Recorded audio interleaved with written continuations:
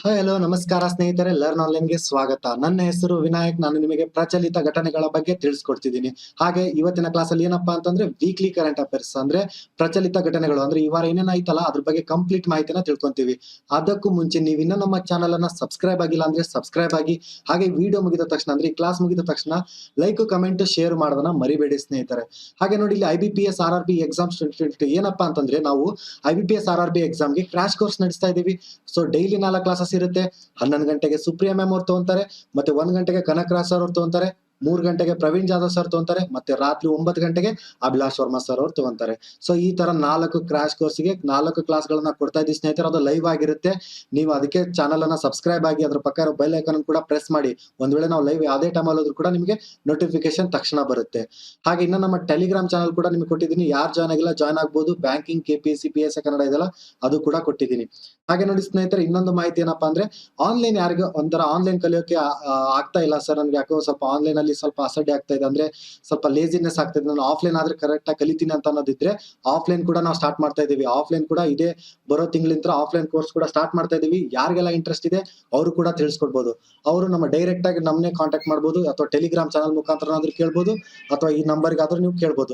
6362537942 ಈ ನಂಬರಿಗೆ ನೀವು ಕಾಲ್ ಮಾಡಿ ಕೂಡ ನೀವು ಅದ್ರ ಬಗ್ಗೆ ಇನ್ಫಾರ್ಮೇಶನ್ ತಿಳ್ಕೊಬಹುದು. ಅಂದ್ರೆ ಆಫ್ಲೈನ್ ಏನ್ ಸರ್, ಆಫ್ಲೈನ್ ಎಲ್ಲಿದೆ, ಲೊಕೇಶನ್, ಯಾವ ತರ ಕೋರ್ಸ್ ಫೀಸ್ ಆಗಿರುತ್ತೆ. ನೋಡಿ ಇನ್ನೊಂದು ಹೇಳ್ತೀನಿ, ನಾವು ಹೊಸ ಆಫರ್ ಕೊಟ್ಟಿದೀವಿ ಆಫ್ಲೈನ್ಗೋಸ್ಕರ. ಯಾಕಂದ್ರೆ ನಾವು ಕರ್ನಾಟಕದ ಸ್ಟೂಡೆಂಟ್ಸ್ಗೆ ಅವ್ರ ಉದ್ದೇಶ ಅವ್ರಿಗೆ ಯೂಸ್ ಆಗ್ಲಿ ಅನ್ನೋಕ್ಕೋಸ್ಕರ ಈ ತರ ಲರ್ನ್ ಆನ್ಲೈನ್ ಕೋರ್ಸ್ ಗಳನ್ನ ಮಾಡ್ತಾ ಇದೀವಿ. ಸೊ ಅದು ಕೂಡ ಒಳ್ಳೆ ರೀಸನಬಲ್ ಪ್ರೈಸ್ ಇದೆ. ಅದಕ್ಕೋಸ್ಕರ ನಿಮ್ಗೆ ಇನ್ನೂ ಹೆಚ್ಚಿನ ಇನ್ಫಾರ್ಮೇಶನ್ ಬೇಕಿದ್ರು ಕೂಡ ಈ ನಂಬರ್ಗೆ ಕಾಂಟ್ಯಾಕ್ಟ್ ಮಾಡಬಹುದು. ಹಾಗೆ ಬನ್ನಿ ಸ್ನೇಹಿತರೆ, ಸಮಯ ವೇಸ್ಟ್ ಮಾಡದೆ ಇವತ್ತಿನ ಕ್ಲಾಸ್ ಅನ್ನ ಸ್ಟಾರ್ಟ್ ಮಾಡೋಣ. ಅಂದ್ರೆ ಈ ವಾರದ ಪ್ರಚಲಿತ ಘಟನೆಗಳ ಬಗ್ಗೆ ಸ್ಟಾರ್ಟ್ ಮಾಡೋಣ. ಸೊ ಹಾಗೆ ಮೊದಲನೇ ಪ್ರಶ್ನೆ ಏನಿದೆಯಪ್ಪ ಅಂತಂದ್ರೆ, India's first ever girl panchayat Balika Panchayat was organised in which state ಅಂತ ಕೇಳ್ತಾ ಇದ್ದಾರೆ. ಅಂದ್ರೆ ಭಾರತದ ಮೊದಲನೇ ಪ್ರತಿ ಹೆಣ್ಣು ಪಂಚಾಯತ್ ಅಂದ್ರೆ ಬಾಲಿಕಾ ಪಂಚಾಯತ್ ಅನ್ನು ಯಾವ ರಾಜ್ಯದಲ್ಲಿ ಆಯೋಜಿಸಲಾಗಿದೆ ಅಂತ ಕೇಳ್ತಾ ಇದ್ದಾರೆ. ಸೊ ಮೊದಲೇ ಆಪ್ಷನ್ ಏನಿದೆ, ಕೇರಳ ಅಂತ ಇದೆ. ಆಪ್ಷನ್ ಬಿ ಅಲ್ಲಿ ಸಿಕ್ಕಿಂ ಅಂತ ಇದೆ. ಆಪ್ಷನ್ ಸಿ ಅಲ್ಲಿ ಗುಜರಾತ್. ಆಪ್ಷನ್ ಡಿ ಅಲ್ಲಿ ತೆಲಂಗಾಣ. ಈ ತರ 4 ಆಪ್ಷನ್ಸ್ ಇದಾವೆ. ಸೊ 4ರಲ್ಲಿ ಯಾವ್ದು ಸರಿಯಾದ ಉತ್ತರ ಅಂತ ನೋಡೋಣ. ಬನ್ನಿ, ಸರಿಯಾದ ಉತ್ತರ ಈ ಪ್ರಶ್ನೆಗೆ ಯಾವ್ದಂತ ನೋಡ್ತಾ ಹೋದ್ರೆ ಆಪ್ಷನ್ ಸಿ ಗುಜರಾತ್ ಅನ್ನೋದು ಸರಿಯಾದ ಉತ್ತರ ಆಗಿದೆ. ಹಾಗಾದ್ರೆ ಏನಪ್ಪಾ ನೋಡಿ, ಅದ್ರ ಬಗ್ಗೆ ಸ್ವಲ್ಪ ಇನ್ಫಾರ್ಮೇಶನ್ ತಿಳ್ಕೊಳ್ಳೋಣ. ಯಾಕಂದ್ರೆ ನಾವು ಪ್ರಚಲಿತ ಘಟನೆಗಳು ಹೇಗೆ ತಿಳ್ಕೊಂತೀವಿ, ಬರೀ ಕ್ವಶನ್ ನೋಡಿ ಆನ್ಸರ್ ನೋಡೋದಲ್ಲ ಸ್ನೇಹಿತರೆ. ಅದ್ರ ಹಿಂದ್ಗಡೆ ಏನಿದೆ, ಅದು ಏನು ಯೋಜನೆ ಸ್ವಲ್ಪ ತಿಳ್ಕೊಳ್ಳೋಣ ಸಂಕ್ಷಿಪ್ತವಾಗಿ. ಬಿಕಾಸ್ ಅದ್ರ ಮುಖಾಂತರ ನಮಗೆ ಕ್ವಶನ್ ಅರೈಸ್ ಆಗ್ಬೋದು. ನೋಡಿ, the first ever girl panchayat of India named Balika Panchayat. ನೋಡಿ ನಾನು ಹೈಲೈಟ್ ಮಾಡಿದ್ದೇನಲ್ಲ ಅದೆಲ್ಲಾನು ಇಂಪಾರ್ಟೆಂಟ್ ವರ್ಡ್ ಸ್ನೇಹಿತರೆ. ಸೊ ಅದಕ್ಕೋಸ್ಕರ ಗೊತ್ತಿರ್ಲಿ. ನೋಡಿ, Balika Panchayat was organised in several villages of Gujarat Kutch district. ನೋಡಿ ಈ ತರನು ಪ್ರಶ್ನೆ ಕೇಳ್ಬೋದು. ಗುಜರಾತ್ ನಲ್ಲಿ ಯಾವ ಡಿಸ್ಟಿಕ್ ನಲ್ಲಿ ಬಾಲಿಕಾ ಪಂಚಾಯತ್ ಇದೆಯಲ್ಲ ಅದನ್ನ ಆರ್ಗನೈಸ್ ಮಾಡಿದ್ರು ಅಂತ ಕೇಳಿದ್ರೆ ನಿಮಗೆ ಡಿಸ್ಟಿಕ್ ಕೂಡ ಗೊತ್ತಿರ್ಲಿ, ಕಚ್ ಡಿಸ್ಟಿಕ್. ನೋಡಿ ಅದಕ್ಕೋಸ್ಕರ ನಿಮಗೆ ಈ ತರ ಡಿಸ್ಟಿಕ್ ಕೊಟ್ಟಿದ್ದೀನಿ, ಯಾವ ಸ್ಟೇಟ್ ಅಂತಾನು ಕೂಡ ಕೊಟ್ಟಿದ್ದೀನಿ, ಹಾಗೆ ಯಾವ್ದಿದು ಅಂತ ಕೊಟ್ಟಿದ್ದೀನಿ. ನೋಡಿ ಬಾಲಿಕಾ ಪಂಚಾಯತ್. ಹಾಗೆ ನೋಡಿ, this is on initiative of the women and child development welfare department of the Gujarat government under the Beti Bachao Beti Padhao campaign. ನೋಡಿ ಈ ತರ ಏನೆಲ್ಲ ಇನ್ಫಾರ್ಮೇಶನ್ ನಮ್ಗೆ ಸಿಕ್ತು. ಬಾಲಿಕಾ ಪಂಚಾಯತ್ ಎಲ್ಲಿ ಸ್ಟಾರ್ಟ್ ಮಾಡಿದ್ರು, ಕಚ್ ಡಿಸ್ಟಿಕ್, ಅದು ಎಲ್ಲಿದೆ, ಗುಜರಾತ್ ಅಲ್ಲಿ ಇದೆ. ಈ ತರ ಸಂಕ್ಷಿಪ್ತ ಮಾಹಿತಿಗಳನ್ನ ತಿಳ್ಕೊಂತ ಹೋಗೋಣ. ನೋಡಿ, Balika Panchayat is managed by people in the 11 to 21 age group. ಅಂತಂದ್ರೆ 11ರಿಂದ 21 ವರ್ಷದ ಮಹಿಳೆಯರು ಅಥವಾ ಬಾಲಕಿಯರು ಇರ್ತಾರಲ್ಲ, ಅವರು ಆ ಬಾಲಿಕಾ ಪಂಚಾಯತ್ ಅನ್ನ ನಡೆಸ್ತಾರೆ ಅಂತ ಈ ಯೋಜನೆ ಮುಖಾಂತರ ಹೇಳ್ತಾ ಇರೋದು. ಹಾಗಾದ್ರೆ ನೋಡಿ, ಗುಜರಾತ್ ಚೀಫ್ ಮಿನಿಸ್ಟರ್ ಯಾರು, ವಿಜಯ್ ರೂಪಾನಿ. ಹಾಗೆ ಗುಜರಾತ್ ಗವರ್ನರ್ ಬಗ್ಗೆ ತಿಳ್ಕೊಳ್ಳೋಣ. ನೋಡಿ, ಆಚಾರ್ಯ ದೇವವ್ರತ್ ಅವರು ಗವರ್ನರ್ ಆಗಿದ್ದಾರೆ. ಈ ತರ ಈ ಬೇಸಿಕ್ ಇನ್ಫಾರ್ಮೇಶನ್ ಎಲ್ಲಾನು ಗೊತ್ತಿರ್ಲಿ ಸ್ನೇಹಿತರೆ. ಅದಕ್ಕೋಸ್ಕರ ನಿಮಗೆ ಪ್ರತಿ ಸ್ಲೈಡ್ ಅಲ್ಲೂ ಪ್ರತಿ ವಿಡಿಯೋದಲ್ಲೂ ಕೊಡ್ತಾ ಇದ್ದೀನಿ. ನೆಗ್ಲೆಕ್ಟ್ ಮಾಡಬೇಡಿ, ಒಂದು ಬುಕ್ ಅಲ್ಲಿ ಇಟ್ಕೊಂಡು ಬರೀಕೊಳ್ಳಿ, ಯಾಕಂದ್ರೆ ತುಂಬಾ ಇಂಪಾರ್ಟೆಂಟ್ ಆಗಿರುತ್ತೆ. ಹಾಗಾದ್ರೆ ಬನ್ನಿ, ಮುಂದಿನ ಪ್ರಶ್ನೆ ಏನಿದೆ ನೋಡೋಣ. ನೋಡಿ, what is India's rank in the Coursera global skills report 2022. ಅಂದ್ರೆ ಕೋರ್ಸೆರಾ ಗ್ಲೋಬಲ್ ಸ್ಕಿಲ್ಸ್ ರಿಪೋರ್ಟ್ 2022ರಲ್ಲಿ ಭಾರತದ ಶ್ರೇಣಿ ಎಷ್ಟು ಅಂತ ಕೇಳ್ತಾ ಇದ್ದಾರೆ. ಆಪ್ಷನ್ ಎ ಅಲ್ಲಿ 45th ಅಂತ ಇದೆ. ಆಪ್ಷನ್ ಬಿ ಅಲ್ಲಿ 57th ಇದೆ. ಆಪ್ಷನ್ ಸಿ ಅಲ್ಲಿ 68th ಇದೆ. ಆಪ್ಷನ್ ಡಿ ಅಲ್ಲಿ 79th ಇದೆ. ಸೊ ಹಾಗಾದ್ರೆ ಈ ಪ್ರಶ್ನೆಗೆ ಆನ್ಸರ್ ಏನು ನೋಡೋಣ. ನೋಡಿ, India's rank in the Coursera global skill reports ಅಂದ್ರೆ 2022ಕ್ಕೆ ಅವರು ರಿಪೋರ್ಟ್ ಅನ್ನ ಅನೌನ್ಸ್ ಮಾಡಿದ್ರು. ಹಾಗಾದ್ರೆ ನಮ್ಮ ಭಾರತ ಎಷ್ಟನೇ ರ್ಯಾಂಕ್ ಇದೆ? ಸೊ ಇದಕ್ಕೆ ಸರಿಯಾದ ಉತ್ತರ ಆಪ್ಷನ್ ಸಿ 68th ರ್ಯಾಂಕ್. ನೋಡಿ, ಕೊರ್ಸೆರಾ ಲೇಟೆಸ್ಟ್ ಗ್ಲೋಬಲ್ ಸ್ಕಿಲ್ಸ್ ರಿಪೋರ್ಟ್ ಅಂದ್ರೆ GSR ನೋಡಿ, ಫುಲ್ ಫಾರ್ಮ್ ಕೂಡ ಗೊತ್ತಿರಲಿ. GSR ಅಂದ್ರೇನು? ಗ್ಲೋಬಲ್ ಸ್ಕಿಲ್ಸ್ ರಿಪೋರ್ಟ್ ಸ್ನೇಹಿತರೆ. ನೋಡಿ, ಗ್ಲೋಬಲ್ ಸ್ಕಿಲ್ಸ್ ರಿಪೋರ್ಟ್ಸ್ 2022ರ ನಮ್ಮ ಭಾರತ ಎಷ್ಟನೇ ಸ್ಥಾನ ಇದೆ? 68ನೇ ಸ್ಥಾನದಲ್ಲಿದೆ. ಅಂದ್ರೆ ಗ್ಲೋಬಲಿ ಇಡೀ ವರ್ಲ್ಡ್ ಅಲ್ಲಿ 68ನೇ ಸ್ಥಾನ. ಹಾಗಾದ್ರೆ ನೋಡಿ, ಸ್ಲಿಪ್ಡ್ 4 ಪ್ಲೇಸಸ್ ಅಂದ್ರೆ ಇದಕ್ಕಿಂತ ಪ್ರೀವಿಯಸ್ ಆಗಿ 64ನೇ ಸ್ಥಾನದಲ್ಲಿತ್ತು, ಸ್ಲಿಪ್ ಆಗಿದೆ ಅಂದ್ರೆ 68ನೇ ಸ್ಥಾನಕ್ಕೆ ಕುಸಿದಿದೆ. ಸೊ ಹಾಗಾದ್ರೆ ನೋಡಿ, ಇನ್ Asia India stands at 19th position ಅಂದ್ರೆ ಏಷ್ಯಾದಲ್ಲಿ 19ನೇ ಸ್ಥಾನದಲ್ಲಿದೆ ನಮ್ಮ ಭಾರತ. ಹಾಗೆ ನೋಡಿ, ಇದ್ರ ಬಗ್ಗೆ ಸಂಕ್ಷಿಪ್ತವಾಗಿ ಮಾಹಿತಿ ಕೂಡ ಕೊಟ್ಟಿದ್ದೀನಿ, ಎಷ್ಟು ಪರ್ಸೆಂಟ್ ಇದ್ರೆ ಎಷ್ಟು ಪರ್ಸೆಂಟ್ ಆಗಿದೆ. ಹಾಗೆ ಫಸ್ಟ್ ಯಾವುದು ನೋಡಿ, ಯುನೈಟೆಡ್ ಅರಬ್ ಎಮಿರೇಟ್ಸ್ ನೋಡಿ, UAE ಅದು ಫಸ್ಟ್ ಇದೆ ಗ್ಲೋಬಲಿ. ಈ ರಿಪೋರ್ಟ್ ಅಲ್ಲಿ ಫಸ್ಟ್ ಇರೋದು ಯಾವುದು? UAE. ಗೊತ್ತಿರ್ಲಿ ಸ್ನೇಹಿತರೆ, ಯಾವ್ದು ಫಸ್ಟ್ ಇದೆ, ನಮ್ಮ ಭಾರತ ಎಷ್ಟನೇ ಸ್ಥಾನದಲ್ಲಿದೆ, ಈ ತರ ಎಲ್ಲ ಇನ್ಫಾರ್ಮೇಶನ್ ಗೊತ್ತಿರಲಿ. ಹಾಗೆ ಬನ್ನಿ ಮುಂದಿನ ಪ್ರಶ್ನೆ ಇದೆ ನೋಡೋಣ. ನೋಡಿ, ಇಂಟರ್ನ್ಯಾಷನಲ್ ಪಿಕ್ನಿಕ್ ಡೇ ಈ celebrated annually on which day? ನೋಡಿ, ಅಂತಾರಾಷ್ಟ್ರೀಯ ಪಿಕ್ನಿಕ್ ದಿನವನ್ನು ವಾರ್ಷಿಕವಾಗಿ ಯಾವ ದಿನದಂದು ಆಚರಿಸಲಾಗುತ್ತದೆ ಅಂತ ಕೇಳ್ತಾ ಇದ್ದಾರೆ. ಆಪ್ಷನ್ ಎ ಅಲ್ಲಿ 19th ಜೂನ್, ಆಪ್ಷನ್ ಬಿ ಅಲ್ಲಿ 18th ಜೂನ್, ಆಪ್ಷನ್ ಸಿ ಅಲ್ಲಿ 22nd ಜೂನ್, ಆಪ್ಷನ್ ಡಿ ಅಲ್ಲಿ 23rd ಜೂನ್. ನೋಡಿ, ಪಿಕ್ನಿಕ್ಗೆ ಚಿಕ್ಕ ವಯಸ್ಸಲ್ಲಾಗ್ಲಿ ಈಗ್ಲೂ ಹೋಗ್ತಾ ಇರ್ತಾರ ನೀವು ಪಿಕ್ನಿಕ್ಗೆ. ಸೊ ಅದಕ್ಕೋಸ್ಕರನೇ ಒಂದು ದಿನ ಇದೆ ನೋಡಿ, ಇಂಟರ್ನ್ಯಾಷನಲ್ ಪಿಕ್ನಿಕ್ ಡೇ. ಹಾಗಾದ್ರೆ ಯಾವ ದಿನ ಅದು ತಿಳ್ಕೊಳ್ಳೋಣ. ಹಾಗಿದ್ರೆ ಯಾವ ದಿನ ಅಂತಂದು ಬೇಕಿದ್ರೆ ಆ ದಿನ ನೀವು ಮತ್ತೆ ಹೋಗಿ ಪಿಕ್ನಿಕ್ಗೆ ಹೋಗಿ. ಯಾಕಂದ್ರೆ ನೋಡಿ ಕೇಳಿ, ಇಂಟರ್ನ್ಯಾಷನಲ್ ಪಿಕ್ನಿಕ್ ಡೇ ಇದೆ ಅಂತ. ಸೊ ಹಾಗಾದ್ರೆ ಸರಿಯಾದ ಉತ್ತರ ಯಾವುದು? Option B 18th June. ನೋಡಿ ಸ್ನೇಹಿತರೆ, ಅಂದ್ರೆ ನೋಡಿ, ಇಂಟರ್ನ್ಯಾಷನಲ್ ಪಿಕ್ನಿಕ್ ಡೇ ಆಯ್ತು ಯಾವಾಗ? ಜೂನ್ 18th ರಂದು. ಈ ಸೆಲೆಬ್ರೇಟೆಡ್ ಎವ್ರಿ ಇಯರ್ ಅಂದ್ರೆ ಪ್ರತಿ ವರ್ಷ ಆಚರಿಸ್ತಾರೆ. ಯಾವಾಗ? ಜೂನ್ 18ರಂದು. ಎದಕ್ಕೆ ಆಚರಿಸ್ತಾರೆ ಅಂದ್ರೆ, to encourage every one to go out and spend an amazingly easy and stress free day with their loved ones. ಅಂದ್ರೆ ನಿಮ್ಮ ಪ್ರೀತಿ ಪಾತ್ರರೊಂದಿಗೆ, ಅಂದ್ರೆ ಯಾರೆಲ್ಲ ನಿಮ್ಮ ತಂದೆ ಆಗಿರ್ಲಿ, ತಾಯಿ ಆಗಿರ್ಲಿ, ನಿಮ್ಮ ವೈಫ್ ಆಗಿರ್ಲಿ, ಅಥವಾ ಯಾರೆಲ್ಲ ಇರ್ತಿರಲ್ಲ ಪ್ರೀತಿ ಅಂದ್ರ ಅವರೊಟ್ಟಿಗೆ ನಿಮ್ಮ ಈ ಸ್ಟ್ರೆಸ್ ಲೈಫ್ ಅನ್ನ ಕಳ್ಕೊಂಡು ಒಂದು ಎಂಜಾಯ್ಮೆಂಟ್ ಹೋಗ್ಲಿ ಅನ್ನೋಕ್ಕೋಸ್ಕರ ಈ ದಿನ ಇಂಟರ್ನ್ಯಾಷನಲ್ ಪಿಕ್ನಿಕ್ ಡೇ ಅನ್ನ ಆಚರಿಸ್ತಾರೆ. ಯಾವತ್ತು? ಜೂನ್ 18ರಂದು. ಹಾಗೆ ನೋಡಿ, the word picnic probably gets its origins from French language. ಹಾಗಾದ್ರೆ ಪಿಕ್ನಿಕ್ ವರ್ಡ್ ಎಲ್ಲಿಂದ ಬಂತು? ಫ್ರೆಂಚ್ ಲ್ಯಾಂಗ್ವೇಜ್ ಇಂದ ಬಂದಿದೆ. ಸೊ ಅದ್ರ ಏನಂತ ತಿಳ್ಕೊಳ್ಳೋಣ. ಪಿಕ್ಯೂ ನಿಕ್ಯೂ ನೋಡಿ, ಪಿಕ್ಯೂ ನಿಕ್ಯೂ ಅನ್ನೋದು ಫ್ರೆಂಚ್ ಲ್ಯಾಂಗ್ವೇಜ್. ಅದು ಅಂದ್ರೆ ಪಿಕ್ನಿಕ್ ಗೆ ಫ್ರೆಂಚ್ ಲ್ಯಾಂಗ್ವೇಜ್ ಇಂದ ಡಿರೈವ್ಡ್ ಆಗಿದೆ, ಅಂದ್ರೆ ಒರಿಜಿನ್ ಆಗಿದೆ. ಹಾಗಾದ್ರೆ ಏನಂತ ಕರೀತಾರೆ ಫ್ರೆಂಚ್ ಲ್ಯಾಂಗ್ವೇಜ್ ಅಲ್ಲಿ? ಪಿಕ್ಯೂ ನಿಕ್ಯೂ ಅಂತ ಕರೀತಾರೆ. ಹಾಗಾದ್ರೆ ನೋಡಿ, it is believed that this type of informal outdoor meal, ಅಂದ್ರೆ ಪಿಕ್ನಿಕ್ ಅಂದ್ರೆ ಏನೋ 1 ಡೇ ಪಿಕ್ನಿಕ್, 2 ಡೇ ಪಿಕ್ನಿಕ್ ಅಂತ ಹೋಗ್ತೀವಿ. ಅಂದ್ರೆ ಊಟ ಎಲ್ಲ ಕಟ್ಕೊಂಡು ಎಲ್ಲಾದ್ರೂ ಹೊರಗಡೆ ಹೋಗಿ ಊಟ ಮಾಡ್ಕೊಂಡ್ ಬರಕ್ಕೆ ನಾವು ಪಿಕ್ನಿಕ್ ಅಂತ ಇರ್ತೀವಿ. ಸೊ ಅದೇ ನೋಡಿ, 1 ಡೇ ಅಥವಾ this type of informal outdoor meal become a popular pass time in France after the French revolution in the mid 1800s. ಅಂದ್ರೆ ಫ್ರೆಂಚ್ ರೆವಲ್ಯೂಷನ್ ಆಯ್ತಲ್ಲ ನೋಡಿ, after meal become a popular pastime in the France after the French Revolution. ಅಂದ್ರೆ French revolution ಆದ ತಕ್ಷಣ ಇದೊಂಥರ outdoor meal popular ಆಗೋಯ್ತು picnic ಅನ್ನೋದು. ಅದಕ್ಕೋಸ್ಕರ ಇಂಟರ್ನ್ಯಾಷನಲ್ ಪಿಕ್ನಿಕ್ ಡೇ ಅನ್ನ ಆಯೋಜಿಸಿದ್ರು. ಹಾಗಾದ್ರೆ ಅದು ಯಾವಾಗಿದೆ? ಜೂನ್ 18ರಂದಿದೆ ಸ್ನೇಹಿತರೆ. ಹಾಗಾದ್ರೆ ಬನ್ನಿ ಮುಂದಿನ ಪ್ರಶ್ನೆಗೆ ಹೋಗಕ್ಕಿಂತ ಮುಂಚೆ ಇಂಟರ್ನ್ಯಾಷನಲ್ ಪಿಕ್ನಿಕ್ ಡೇ ಬಗ್ಗೆ ತಿಳ್ಕೊಂಡ್ವಿ. ಹಾಗೆ ಇದೇ ವಾರ ನಡೆದಿರುವಂತ ಇಂಟರ್ನ್ಯಾಷನಲ್ ಯೋಗ ಡೇ, ಇದು ತುಂಬಾ ಇಂಪಾರ್ಟೆಂಟ್. ಅದಕ್ಕೋಸ್ಕರ ಒಂದ್ ಸ್ವಲ್ಪ ಗಮನವಿಟ್ಟು ಕೇಳಿ. ನೋಡಿ, ಇಂಟರ್ನ್ಯಾಷನಲ್ ಡೇ ಆಫ್ ಯೋಗ ಯಾವಾಗ ಆಚರಿಸ್ತಾರೆ? 21st June. ಅಂದ್ರೆ ಇದೇ ಮಂಗಳವಾರ ಆಯ್ತಲ್ಲ, ಮಂಗಳವಾರ 21 ಜೂನ್ ಇತ್ತಲ್ಲ, ಅವತ್ತು ಇಂಟರ್ನ್ಯಾಷನಲ್ ಡೇ ಆಫ್ ಯೋಗ. ಇದರ ವಿಶೇಷತೆ ಏನಪ್ಪಾ ಅಂತಂದ್ರೆ, ಇದು 8ನೇ ಎಡಿಷನ್ ಆಗಿದೆ. ಹಾಗೆ ಪ್ರಧಾನಮಂತ್ರಿ ನರೇಂದ್ರ ಮೋದಿ ಅವರು ನಮ್ಮ ಕರ್ನಾಟಕದಲ್ಲೇ ಯೋಗ ಮಾಡುವ ಮೂಲಕ ಅಂದ್ರೆ 15,000 ಅಧಿಕ ಯೋಗ ಪಟುಗಳಿಂದ ಯೋಗ ಮಾಡ್ತಾ ಚಾಲನೆ ಕೊಟ್ರು. ನೋಡಿ, this year the 8th edition. ಎಷ್ಟನೇ ಎಡಿಷನ್ ಇದು? 8ನೇ ಎಡಿಷನ್. ಹಾಗಾದ್ರೆ ಇದು ಸ್ಟಾರ್ಟ್ ಆಗಿರೋದು ಯಾವಾಗ? 2015. ನೋಡಿ, ಅದು ಕೂಡ ಗೊತ್ತಿರ್ಲಿ, ಯಾಕಂದ್ರೆ ನಮ್ಮ ಭಾರತದ ಇದು. ಅದಕ್ಕೋಸ್ಕರ ತುಂಬಾ important topic days and themes ಅಲ್ಲಿ, ಅದು ಕೂಡ ಗೊತ್ತಿರ್ಲಿ ಸ್ನೇಹಿತರೆ. 2015ರಂದು ಸ್ಟಾರ್ಟ್ ಆಗಿದೆ. 21st June international day of yoga. ಅಂದ್ರೆ ಯಾವಾಗಿದೆ ಅದು? 21st ಜೂನ್ ಅಲ್ಲಿ ಇದೆ. ಆಗ ಎಷ್ಟನೇ ಎಡಿಷನ್? 8th edition. ನೋಡಿ, ಯೋಗ ಅಂದ್ರೆ ಏನು? ಎಲ್ರಿಗೂ ಗೊತ್ತು. Yoga is an ancient physical, mental and spiritual practice that originated in India. ಅಂದ್ರೆ ನಮ್ಮ ಭಾರತದಲ್ಲಿ ಹುಟ್ಟಿರುವಂತ ಯೋಗ ಇದು. ಅಂದ್ರೆ ಯೋಗ ಅಂದ್ರೇನು? ಒಂಥರ ancient physical, mental and spiritual practice. ಅಂದ್ರೆ ನಮ್ಮ ಮೆಂಟಲಿ ಒಂದ್ ಸ್ವಲ್ಪ ಪ್ರಾಕ್ಟೀಸ್ ಮಾಡೋದು, ಫಿಸಿಕಲಿ ಯೋಗ ಎಲ್ಲ ಮಾಡ್ತೀವಿ, ನಿಮ್ಗೆಲ್ಲ ಗೊತ್ತಿರೋ ಹಾಗೆ. ಹಾಗಾದ್ರೆ yoga derives from Sanskrit word. ಎಲ್ಲಿಂದ ಬಂದಿದೆ? ಸಾಂಸ್ಕೃತ್ ವರ್ಡ್ ಇಂದ ಬಂದಿದೆ. And means to join or to unite. ಅಂದ್ರೇನು? ಟು ಜಾಯಿನ್ ಅಥವಾ ಟು ಯುನೈಟ್ ಅನ್ನೋದು ಅದ್ರ ಮೀನಿಂಗ್ ಆಗಿದೆ ಸ್ನೇಹಿತರೆ. ಇಷ್ಟೆಲ್ಲ ನೋಡಿ, today it is a practice in various forms. ಅಂದ್ರೆ ಯೋಗ ಅನ್ನೋದು ತುಂಬಾ ವಿಧವಾಗಿ ಹರಡ್ತಾ ಇದೆ ಇವಾಗ. ಇಂಟರ್ನ್ಯಾಷನಲ್ ಇವಾಗ ರೆಕಗ್ನೈಸ್ ಆಗಿರೋದು ಯಾವಾಗಿಂತ ಯೋಗ ಇದು 2015ರಿಂದ. ಅಂದ್ರೆ ಪ್ರಧಾನಮಂತ್ರಿ ನರೇಂದ್ರ ಮೋದಿ ಅವರು ಅದ್ರ ಬಗ್ಗೆನೇ ಹೇಳ್ತಾ ಹೋಗ್ತೀನಿ, ಹೆಂಗಾಯ್ತು ಏನು ಅಂತ ಸ್ವಲ್ಪ ಹಿಸ್ಟ್ರಿ. ಸೊ ಇದಿಷ್ಟು ಗೊತ್ತಿರ್ಲಿ. ನೋಡಿ ಮುಂದೆ ಹೋಗ್ತಾ ನೋಡಿ, India is celebrating yoga day. ಹಾಗಾದ್ರೆ ನೋಡಿ, prime minister Narendra Modi arrived at Mysuru palace. ಅಂದ್ರೆ ಇದೇ ಸೋಮವಾರದಂದು ಬೆಂಗಳೂರಿಗೆ ಬಂದ್ರು, ಅಲ್ಲಿಂದ ಮೈಸೂರಿಗೆ ಹೋದ್ರು ನರೇಂದ್ರ ಮೋದಿ ಅವರು. ಅಲ್ಲಿ ಹೋಗಿ ಮೈಸೂರು ಪ್ಯಾಲೇಸ್ ಗ್ರೌಂಡ್ ಅಲ್ಲಿ ಯೋಗವನ್ನ ಪರ್ಫಾರ್ಮ್ ಮಾಡಿದ್ರು. ಎಷ್ಟು 15,000 ಅಧಿಕ ಯೋಗ ಕ್ರೀಡಾಪಟುಗಳೊಂದಿಗೆ. ಹಾಗೆ ನೋಡಿ, ಇಂಟರ್ನ್ಯಾಷನಲ್ ಯೋಗ ಡೇ ಯಾವಾಗ, ಅದೇ 21 ಜೂನ್. ಸೊ ನೋಡಿ, Modi is joined by 15,000 participant, ಇದು ಹೇಳಿದೆ ಆವಾಗ್ಲೇ. ಹಾಗಾದ್ರೆ ನೋಡಿ, ಇಂಟರ್ನ್ಯಾಷನಲ್ ಯೋಗ ಡೇ ಥೀಮ್ ಏನು? ನಮ್ಗೆ ಯಾವತ್ತೂ ಇಂಪಾರ್ಟೆಂಟ್ ಏನ್ ಬೇಕಾಗುತ್ತೆ ಡೇಸ್ ಥೀಮ್ಸ್ ಅಲ್ಲಿ? ಡೇಸ್, ಡೇಟ್ ಮತ್ತೆ ಥೀಮ್, ಇವು 3 ಇಂಪಾರ್ಟೆಂಟ್ ಆಗಿರುತ್ತೆ. ಸೊ ಥೀಮ್ ಏನಾಗಿತ್ತು ಅಂದ್ರೆ, ಈ ವರ್ಷದ ಥೀಮ್ ಯೋಗ ಫಾರ್ ಹ್ಯುಮ್ಯಾನಿಟಿ. ನೋಡಿ, ಯೋಗ ಫಾರ್ ಹ್ಯುಮ್ಯಾನಿಟಿ ಅನ್ನೋದು ಈ ವರ್ಷದ ಥೀಮ್ ಆಗಿದೆ. ಅಂದ್ರೆ ಇಂಟರ್ನ್ಯಾಷನಲ್ ಯೋಗ ಡೇ ಥೀಮ್ ಆಗಿದೆ. ಹಾಗಾದ್ರೆ ನೋಡಿ, as the pandemic COVID-19 continued this year also, yoga is helping people to stay energetic. ಅಂದ್ರೆ ಇನ್ನ ಪ್ಯಾಂಡಮಿಕ್ ಇದೆಯಲ್ಲ, ಕೋವಿಡ್, ಅದಿನ್ನ ಹೋಗಿಲ್ಲ, ಇನ್ನ ಇದೆ, ನಮ್ಮಲ್ಲೇ ಇದೆ, ಅಂದ್ರೆ ನಮ್ಮ ಸುತ್ತಮುತ್ತಲೂ ಇದೆ. ಅದಕ್ಕೋಸ್ಕರ ಅದನ್ನ ಹೋಗಕ್ಕೋಸ್ಕರ ಈ ಎನರ್ಜೆಟಿಕ್ ಅಂದ್ರೆ ಅವರಲ್ಲೇ ಒಂದ್ ಸ್ವಲ್ಪ ಮಾನಸಿಕವಾಗಿ ಸ್ಥಿರವಾಗಿರ್ಲಿ, ಒಂದ್ ಒಳ್ಳೆ ಆಗಿರ್ಲಿ ಅನ್ನೋಕ್ಕೋಸ್ಕರ ಯೋಗ ತುಂಬಾ ಹೆಲ್ಪ್ ಆಗುತ್ತೆ ಅನ್ನೋದು ಇದ್ರ ಉದ್ದೇಶ. ಥೀಮ್ ಏನಪ್ಪಾ ಅಂದ್ರೆ ಈ ವರ್ಷದ್ದು ಯೋಗ for humanity.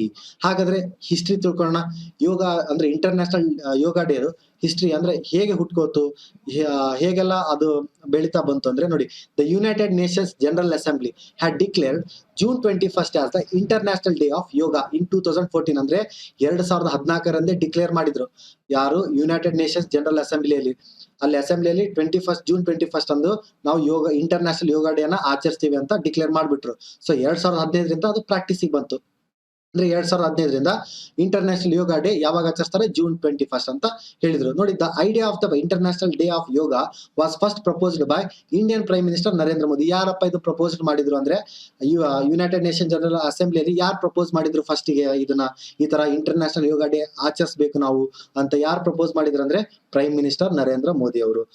During his speech at United Nations General Assembly ಅಂದ್ರೆ UNGA on 27 September 2014. ಯಾವಾಗ ಕೂಡ ಡೇಟ್ ಕೊಟ್ಟಿದ್ದೀನಿ, 27 ಸೆಪ್ಟೆಂಬರ್ 2014ರಂದು. ಅಂದು ಅವರು ಸ್ಪೀಚ್ ಮಾಡ್ತಾ ಇದ್ರು. ಸ್ಪೀಚ್ ಮಾಡಬೇಕಾದ್ರೆ ಅವ್ರು ಹೇಳಿದ್ರು ಸ್ಪೀಚ್ ಮುಖಾಂತರ, ಈ ತರ ನಾವು ಇಂಟರ್ನ್ಯಾಷನಲ್ ಯೋಗ ಡೇ ನ ಆಚರಿಸಬೇಕಂತ. ಸೊ ಅದಕ್ಕೋಸ್ಕರ ಏನ್ ಮಾಡಿದ್ರು, ಯುನೈಟೆಡ್ ನೇಷನ್ ಜನರಲ್ ಅಸೆಂಬ್ಲಿ ಅವರು ಡಿಕ್ಲೇರ್ ಮಾಡಿದ್ರು June 21 ಅಂದು ನಾವು ಇಂಟರ್ನ್ಯಾಷನಲ್ ಯೋಗ ಡೇ ನ ಆಚರಿಸ್ತೀವಿ ಅಂತ. ಈ ತರ ಅದರ ಹಿಸ್ಟ್ರಿ ಬಂದಿದೆ ಸ್ನೇಹಿತರೆ. ಸೊ ಹಾಗಾದ್ರೆ ಬನ್ನಿ, ಅದಕ್ಕಿಂತ ಮುಂಚೆ ಈ ವಾರ ಏನೆಲ್ಲ ಯಾವ ದಿನ ಇಂಪಾರ್ಟೆಂಟ್ ಇತ್ತು ಅಂತ ತಿಳ್ಕೊಳ್ಳೋಣ. ನೋಡಿ, ಇಂಟರ್ನ್ಯಾಷನಲ್ ಪಿಕ್ನಿಕ್ ಡೇ ಹೇಳಿದೆ 18th ಜೂನ್ ಅಂತ. ಹಾಗೆ international day of yoga 21st June. World hydrography day 21st June. World music day 21st June. World humanist day 21st June. ನೋಡಿ, 21st ಒಂದು 4 ದಿನಗಳು ಬರ್ತವೆ. ಯಾವ್ದೆಲ್ಲ? ಇಂಟರ್ನ್ಯಾಷನಲ್ ಡೇ ಆಫ್ ಯೋಗ ಅಥವಾ international yoga day, world hydrography day, world music day, world humanist day. ನೋಡಿ, ಯಾರು ಸಂಗೀತ ಪ್ರಿಯರು ಇದ್ದೀರಲ್ಲ ಅವ್ರಿಗೂ ಗೊತ್ತಿರ್ಲಿ, 21st ಜೂನ್ ಅಂದ್ರೆ 21 ಜೂನ್ ರಂದು ವರ್ಲ್ಡ್ ಮ್ಯೂಸಿಕ್ ಡೇ ನ ಆಚರಿಸ್ತಾರೆ. ನೋಡಿ, ಇಂಟರ್ನ್ಯಾಷನಲ್ ಒಲಿಂಪಿಕ್ ಡೇ ಯಾವಾಗ? 23rd June.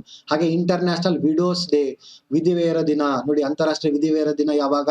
23 ಜೂನ್ ಅಂದ್ರೆ 23rd ಜೂನ್. ಈ ತರ ಇಂಪಾರ್ಟೆಂಟ್ ಗಳು ಡೇಸ್ ಅಂಡ್ ಥೀಮ್ಸ್ ಅಲ್ಲಿ ಬರುತ್ತೆ.